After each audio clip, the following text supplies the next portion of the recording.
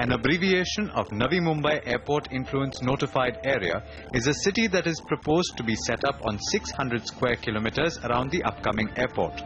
Maharashtra's town planning agency, CIDCO, has already published the plan, schemes and development control regulations for the pilot project, which will span 38 square kilometers and will be the first recognizable sign of NAINA. The open land that you can see behind me is what CIDCO aims to convert into a bustling metropolis.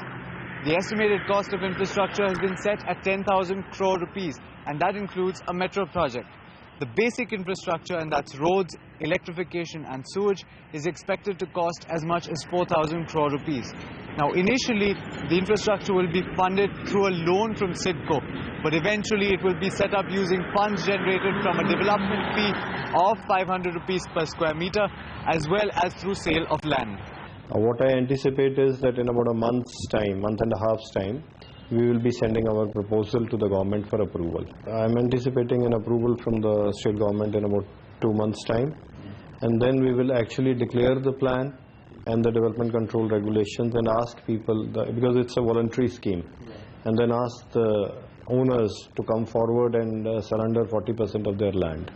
What Sanjay Bhatia is referring to is the 40-60 scheme, which CIDCO is using as an alternative to the contentious land acquisition bill.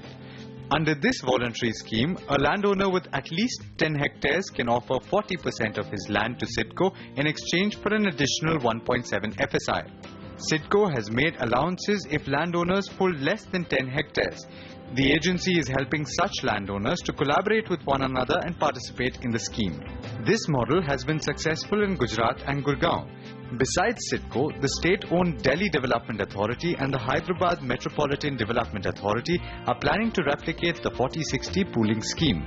Experts say this scheme was first put into practice in 1917 in the Jamalpur area of Ahmedabad.